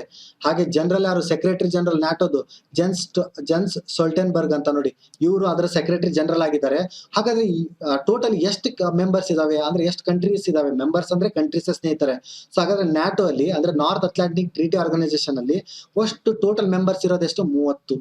ಹಾಗಾದ್ರೆ ನ್ಯಾಟೋ ಲಾಸ್ಟ್ ಮೆಂಬರ್ ಯಾರು ರೀಸೆಂಟ್ ಆಗಿ ಆಡ್ ಆಗಿರೋದು ಯಾರು ಅಂದ್ರೆ ನಾರ್ತ್ ಮೆಸಿಡೋನಿಯಾ. ನೋಡಿ, ರೀಸೆಂಟ್ ಆಗಿ ಆಯ್ಕೆ ಆಗಿರೋದಂದ್ರೆ ಯಾರು ಸೇರ್ಪಡೆಗೊಂಡಿದ್ದಾರೆ ಅಂದ್ರೆ ನ್ಯಾಟೋಗೆ ನಾರ್ತ್ ಮೆಸಿಡೋನಿಯಾ. ಈ ತರ ಕಂಪ್ಲೀಟ್ ಇನ್ಫಾರ್ಮೇಶನ್ ಕೊಟ್ಟಿದ್ದೀನಿ, ಅದನ್ನ ಬರ್ದಿಟ್ಕೊಂಡು ತಿಳ್ಕೊಳ್ಳೋದು ನಿಮ್ಮ ಜವಾಬ್ದಾರಿ. ಸೊ ನೀವು ಇಟ್ಕೊಂತೀರಾ ಅಂತ ನನ್ನ ನಂಬಿಕೆ ಇದೆ. ಸೊ ಬರ್ದಿಟ್ಕೊಳ್ಳಿ. ಮುಂದಿನ ಪ್ರಶ್ನೆ ಏನಿದೆ, how many beaches in India will be cleaned to celebrate Azadi ka Amrit Mahotsav? ನೋಡಿ, ಆಜಾದಿ ಕಾ ಅಮೃತ್ ಮಹೋತ್ಸವವನ್ನ ಆಚರಿಸಲು ಭಾರತದಲ್ಲಿ ಎಷ್ಟು ಬೀಚ್ ಗಳನ್ನ ಸ್ವಚ್ಛಗೊಳಿಸಲಾಗುತ್ತದೆ? ಆಪ್ಷನ್ ಎ ಅಲ್ಲಿ 54, ಆಪ್ಷನ್ ಬಿ ಅಲ್ಲಿ 63, ಆಪ್ಷನ್ ಸಿ ಅಲ್ಲಿ 82, ಆಪ್ಷನ್ ಡಿ ಅಲ್ಲಿ 75. ನೋಡಿ, ಈ ಪ್ರಶ್ನೆಗೆ ಆನ್ಸರ್ ಏನಪ್ಪಾ ಅಂತ ನೋಡ್ತಾ ಹೋದ್ರೆ ಆಪ್ಷನ್ ಡಿ 75 ಸ್ನೇಹಿತರೆ. ಅಂದ್ರೆ 75 ಬೀಚ್ ಗಳನ್ನ ಈ ಆಜಾದಿ ಕಾ ಅಮೃತ್ ಮಹೋತ್ಸವವನ್ನು ಆಚರಿಸಲು ಭಾರತದ 75 ಬೀಚ್ ಗಳನ್ನ ಸ್ವಚ್ಛಗೊಳಿಸಲಾಗುತ್ತಿದೆ. ನೋಡಿ, 75 beaches of the country will be cleaned up to the commemorate Azadi Ka Amrit Mahotsav. The coastal cleanup drive will be carried out in the country for 75 days. ಅಂದ್ರೆ 75 ದಿನಗಳಲ್ಲಿ ಈ 75 ಬೀಚ್ ಗಳನ್ನ ಸ್ವಚ್ಛಗೊಳಿಸ್ತೀವಿ ಅಂತ ನಮ್ಮ ಯಾವುದು ಯೂನಿಯನ್ ಗವರ್ಮೆಂಟ್ ಹೇಳಿದೆ, ಕೇಂದ್ರ ಸರ್ಕಾರ. ಯಾವಾಗಿಂದ ಡೇಟ್ ಕೂಡ ಕೊಟ್ಟಿದ್ದಾರೆ, 3 ಜುಲೈ ಇಂದ 17 ಸೆಪ್ಟೆಂಬರ್ ಅಂತ ಕೂಡ ಹೇಳಿದ್ದಾರೆ. ಹಾಗೆ ನೋಡಿ 500 ಟನ್ಗಳು ಗಾರ್ಬೇಜ್ ಅನ್ನ ಹಾಕ್ಬೋದು ಅಂತ ಅದು ಕೂಡ ಅಂದಾಜಿಸಲಾಗಿದೆ. ನಮ್ಗೇನಪ್ಪ ಇನ್ಫಾರ್ಮೇಶನ್ ಬೇಕಂದ್ರೆ ಯಾವಾಗಿಂದ ಸ್ಟಾರ್ಟ್ ಆಗ್ತಾ ಇದೆ ಅಂದ್ರೆ 3rd ಜುಲೈ ಇಂದ 17ನೇ ಸೆಪ್ಟೆಂಬರ್ 17 ಸೆಪ್ಟೆಂಬರ್ ವರೆಗೂ ಇರುತ್ತೆ. ಎಷ್ಟು ಬೀಚಸ್? 75 ಬೀಚಸ್. ಅದರ ಅಂಡರ್ ಅಲ್ಲಿ ಆಜಾದಿ ಕಾ ಅಮೃತ್ ಮಹೋತ್ಸವ್ ಅಂಡರ್ ಅಲ್ಲಿ. ನೋಡಿ, this was disclosed by union minister doctor Jitendra Singh. ಯಾರಪ್ಪ ಇದನ್ನ ಡಿಸ್ಕ್ಲೋಸ್ ಮಾಡಿದ್ರೆ? ಯಾರು ಹೇಳಿದ್ದಾರೆ? ಡಾಕ್ಟರ್ ಜಿತೇಂದ್ರ ಸಿಂಗ್ ಅವರು ಹೇಳಿದ್ದಾರೆ. ಅವ್ರು ಯಾರು? ಯೂನಿಯನ್ ಮಿನಿಸ್ಟರ್ ಅವರು. ಸೊ ಹಾಗಾದ್ರೆ ಬನ್ನಿ ಮುಂದಿನ ಪ್ರಶ್ನೆ ನೋಡೋಣ. Which country has launched its third most advanced aircraft carrier Fujian? ನೋಡಿ, ಯಾವ ದೇಶವು ತನ್ನ 3ನೇ ಅತ್ಯಾಧುನಿಕ ವಿಮಾನ ವಾಹಕ ನೌಕೆ ಫುಜಿಯಾನ್ ಅನ್ನು ಪ್ರಾರಂಭಿಸಿದೆ? ಆಪ್ಷನ್ ಎ ಅಲ್ಲಿ ಇಂಡಿಯಾ, ಆಪ್ಷನ್ ಬಿ ಅಲ್ಲಿ ಚೀನಾ, ಆಪ್ಷನ್ ಸಿ ಅಲ್ಲಿ USA, ಆಪ್ಷನ್ ಡಿ ಅಲ್ಲಿ ಜಪಾನ್. ಸೊ ಹಾಗಾದ್ರೆ ಈ ಪ್ರಶ್ನೆಗೆ ಸರಿಯಾದ ಉತ್ತರ ಆಪ್ಷನ್ ಬಿ, ಚೀನಾ ಸ್ನೇಹಿತರೆ. ನೋಡಿ, ಚೀನಾ ಲಾಂಚ್ ಮಾಡಿದೆ ಅದು 3ನೇದು ಅಡ್ವಾನ್ಸ್ಡ್ ಏರ್ ಕ್ರಾಫ್ಟ್ ಅನ್ನ. ಅದರ ಹೆಸರೇನು? ಫುಜಿಯಾನ್. ಫುಜಿಯಾನ್ ಅನ್ನೋ ಹೆಸರಿನಲ್ಲಿ ಚೀನಾ ತನ್ನ 3ನೇ ಅಡ್ವಾನ್ಸ್ಡ್ ಏರ್ ಕ್ರಾಫ್ಟ್ ಅನ್ನ ಲಾಂಚ್ ಮಾಡಿದೆ. ಹಾಗಾದ್ರೆ it is the most advanced and first full domestically built novel vessels ಅಂತ ಹೇಳ್ತಾ ಇದ್ದಾರೆ ಚೀನಾದಲ್ಲಿ. ಹಾಗಾದ್ರೆ ನೋಡಿ, ಫುಜಿಯಾನ್ ಅನ್ನೋದೇನು? ಚೀನಾಸ್ ಈಸ್ಟರ್ನ್ ಕೋಸ್ಟಲ್ ಪ್ರಾವಿನ್ಸ್ ಅಂತ ಹೇಳ್ತಾ ಇದ್ದಾರೆ. ಹಾಗಾದ್ರೆ ಚೀನಾಸ್ ಫಸ್ಟ್ ಏರ್ ಕ್ರಾಫ್ಟ್ ಯಾವ್ದು ಅಂದ್ರೆ ಲಿಯಾನಿಂಗ್. ಲಿಯಾನಿಂಗ್ ಅನ್ನೋದು ಫಸ್ಟ್ ಏರ್ ಕ್ರಾಫ್ಟ್ ಆಗಿದೆ. ಹಾಗಾದ್ರೆ ಸೆಕೆಂಡ್ ಯಾವ್ದು? ಶಡಾಂಗ್. ಶಡಾಂಗ್ ಅನ್ನೋದು ಸೆಕೆಂಡ್ ಏರ್ ಕ್ರಾಫ್ಟ್ ಆಗಿದೆ. First aircraft Liaoning. So ಈ ತರ 3 ಏರ್ ಕ್ರಾಫ್ಟ್ ಆಗಿದೆ. 3ನೇದ ಹೆಸರೇನು? ಫುಜಿಯಾನ್. ಲಿಯಾನಿಂಗ್ is the only Chinese aircraft carrier with the initial operational capability or the basic level of combat readiness ಅಂತ ಹೇಳ್ತಾ ಇದ್ದಾರೆ. ಸೊ ಈ ತರ ಅದ್ರ ಬಗ್ಗೆ ಕಂಪ್ಲೀಟ್ ಇನ್ಫಾರ್ಮೇಶನ್ ಇದೆ. ಹಾಗಾದ್ರೆ ಫ್ಯೂಚರ್ ಅಲ್ಲಿ ಅಂದ್ರೆ ನೆಕ್ಸ್ಟ್ ಏರ್ ಕ್ರಾಫ್ಟ್ ಕೂಡ ಕ್ಯಾರಿಯರ್ ಪ್ಲಾನ್ ಮಾಡಿದ್ದಾರೆ. ಅದು ಎದ್ರ ಬಗ್ಗೆ ಆಗಿರುತ್ತೆ ಅಂದ್ರೆ ನ್ಯೂಕ್ಲಿಯರ್ ಪವರ್ಡ್ ಬಗ್ಗೆ ಆಗಿರುತ್ತೆ. ಹಾಗಾದ್ರೆ ಲಾಸ್ಟ್ ಪ್ರಶ್ನೆ, ಈ ಕ್ಲಾಸಿನ ಲಾಸ್ಟ್ ಪ್ರಶ್ನೆ, ಕೊನೆಯ ಪ್ರಶ್ನೆ ಏನಾಗಿದೆ ನೋಡೋಣ. ನೋಡಿ, CBSE is organized national reading day annually on which day ಅಂತ ಕೇಳ್ತಾ ಇದ್ದಾರೆ. CBSE ವಾರ್ಷಿಕವಾಗಿ ಯಾವ ದಿನದಂದು ರಾಷ್ಟ್ರೀಯ ಓದುವ ದಿನವನ್ನು ಆಯೋಜಿಸಲಾಗಿದೆ? ಆಪ್ಷನ್ ಎ ಅಲ್ಲಿ 19th ಜೂನ್, ಆಪ್ಷನ್ ಬಿ ಅಲ್ಲಿ 21st ಜೂನ್, ಆಪ್ಷನ್ ಸಿ ಅಲ್ಲಿ 23rd ಜೂನ್, ಆಪ್ಷನ್ ಡಿ ಅಲ್ಲಿ 22nd ಜೂನ್. ಸೊ ಈ ಪ್ರಶ್ನೆಗೆ ಉತ್ತರ ಯಾವುದು ಅಂತ ನೋಡ್ತಾ ಹೋದ್ರೆ ಆಪ್ಷನ್ ಎ 19th ಜೂನ್ ಸ್ನೇಹಿತರೆ. ನೋಡಿ, CBSE ಅಂದ್ರೆ central board of secondary education ಅಂತ ಎಲ್ರಿಗೂ ಗೊತ್ತು. CBSE ಅದು ನ್ಯಾಷನಲ್ ರೀಡಿಂಗ್ ಡೇ ನ ಆಚರಿಸ್ತಾರೆ ಪ್ರತಿ ವರ್ಷ. ಸೊ ಅದು ಯಾವಾಗ? 19th June. ಸೊ ಇದು ಕೂಡ ಗೊತ್ತಿರಲಿ. ಅದರಲ್ಲಿ ನಾನು ಏನು ಹೇಳಿದ್ನಲ್ಲ, ಇಂಟರ್ನ್ಯಾಷನಲ್ ಯೋಗ ಡೇ ಮತ್ತೆ ಇಂಟರ್ನ್ಯಾಷನಲ್ ಪಿಕ್ನಿಕ್ ಡೇ, ಅದ್ರ ಜೊತೆ ಇದು ಕೂಡ ಆಡ್ ಮಾಡ್ಕೊಳ್ಳಿ ಸ್ನೇಹಿತರೆ. ನೋಡಿ, 19ನೇ ಜೂನ್ ಅಂದು CBSE ಅವ್ರು ಸೆಲೆಬ್ರೇಟ್ ಮಾಡ್ತಾರೆ ಏನಂತ? ನ್ಯಾಷನಲ್ ರೀಡಿಂಗ್ ಡೇ ಅಂತ. The day is celebrated to honor the father of the library movement in Kerala. Library movement in Kerala ಅದು ಯಾರಾಗಿದ್ರು? Father of the. ನೋಡಿ, ಇದ್ರಲ್ಲಿ ಏನಪ್ಪಾ ಇನ್ಫಾರ್ಮೇಶನ್ ಸಿಕ್ ನೋಡಿ ನಮಗೆ. Father of the library movement in Kerala ಯಾರಿದ್ರು? ಲೇಟ್ PN ಪಣಿಕ್ಕರ್ ಅವರು father of the library movement in ಕೇರಳದಲ್ಲಿ ಇದ್ರು. ಅವರಿಗೆ ಹಾನರ್ ಮಾಡಕ್ಕೋಸ್ಕರ ಈ 19 ಜೂನ್ ರಂದು CBSE ನ್ಯಾಷನಲ್ ರೀಡಿಂಗ್ ಡೇ ಅನ್ನ ಆಚರಿಸ್ತಾರೆ 19 ಜೂನ್ ರಂದು. ಹಾಗಾದ್ರೆ ನೋಡಿ, 2022ರಲ್ಲಿ ನಡೀತಾ ಇರೋದು ಎಷ್ಟನೇದು ಎಡಿಷನ್ ಅಂದ್ರೆ 27th ನ್ಯಾಷನಲ್ ರೀಡಿಂಗ್ ಡೇ. ಹಾಗಾದ್ರೆ ಫಸ್ಟ್ ರೀಡಿಂಗ್ ಡೇ ಯಾವಾಗ ಆಗಿತ್ತು? 1996. ಈ ತರ ನೋಡಿ, 1996ರಂದು ಫಸ್ಟ್ ರೀಡಿಂಗ್ ಡೇ ಸೆಲೆಬ್ರೇಟ್ ಮಾಡಿದ್ರು. So on June 19, 2017 prime minister launches the 22nd national reading month celebration and called for unity to spread the messages for read and grow. ನೋಡಿ, ಅದು ಕೂಡ ಕೊಟ್ಟಿದ್ದಾರೆ. ರೀಡ್ ಅಂಡ್ ಗ್ರೋ ಇದೆಯಲ್ಲ, ಇದು ಎದಕ್ಕೆ important ಅಂದ್ರೆ ಇದು ಮೆಸೇಜ್ ಕೊಡೋಕೋಸ್ಕರ ನಮ್ಮ ಪ್ರಧಾನಮಂತ್ರಿ ಆದಂತ ನರೇಂದ್ರ ಮೋದಿ ಅವರು 22ನೇದು ಯಾವ್ದು ನ್ಯಾಷನಲ್ ರೀಡಿಂಗ್ ಡೇ ಅನ್ನ ಆಚರಿಸಿದ್ರು. ಯಾವಾಗ? June 19, 2017ರಂದು. ಈ ತರ ಇವತ್ತಿನ ಕ್ಲಾಸ್ ಆಗಿತ್ತು ಸ್ನೇಹಿತರೆ. ಸೊ ಹಾಗಾದ್ರೆ ನೋಡಿ, ಇವತ್ತಿನ ಕ್ಲಾಸ್ ಹೇಗೆಲ್ಲ ಆಗಿತ್ತು ಅಂತ ನೀವು ಕಮೆಂಟ್ ಮೂಲಕ ತಿಳಿಸ್ಕೊಡಿ. ಹಾಗೆ ನಿಮ್ಗೆ ಏನಾದ್ರೂ ಡೌಟ್ಸ್ ಇದ್ರು ಕೂಡ ನಿಮ್ಗೆ ಆವಾಗಲೇ ಹೇಳಿದೆ, ಆನ್ಲೈನ್ ನಮ್ದು ಕಂಪ್ಲೀಟ್ ಆಗಿ ಫ್ರೀ ಆಗಿರುತ್ತೆ. ಯಾವ್ದು IBPS RRB ಬಗ್ಗೆ ಕ್ರಾಶ್ ಕೋರ್ಸ್ ನಡೀತಾ ಇದೆ, ಅದು ಕಂಪ್ಲೀಟ್ ಫ್ರೀ ಆಗಿರುತ್ತೆ. ಒಂದ್ ವೇಳೆ ನಿಮ್ಗೆ ಆಫ್ಲೈನ್ ಕೂಡ ಬೇಕಿದ್ರೆ ನಿಮ್ಗೆ ಮೊದಲಿಗೆ ನಾನು ನಂಬರ್ ಕೊಟ್ಟಿದ್ದೆ, ಆ ನಂಬರಿಗೆ ನೀವು ಕಾಂಟ್ಯಾಕ್ಟ್ ಮಾಡಿ ಅದ್ರ ಬಗ್ಗೆ ಏನೇ ಇನ್ಫಾರ್ಮೇಶನ್ ಬೇಕಿದ್ರು ಕೇಳಿ, ನಾನು ಖಂಡಿತ ಕೊಡ್ತೀನಿ. ಸೊ ಹಾಗಾದ್ರೆ ನಿಮ್ಮ ಭೇಟಿ ಯಾವಾಗ ಆಗಿರುತ್ತೆ ಸ್ನೇಹಿತರೆ? ಸೊ ನೆಕ್ಸ್ಟ್ ಕ್ಲಾಸ್ ಅಲ್ಲಿ ಆಗಿರುತ್ತೆ. ಅದಕ್ಕೂ ಮುಂಚೆ ಟೇಕ್ ಕೇರ್, ಬಾಯ್ ಬಾಯ್.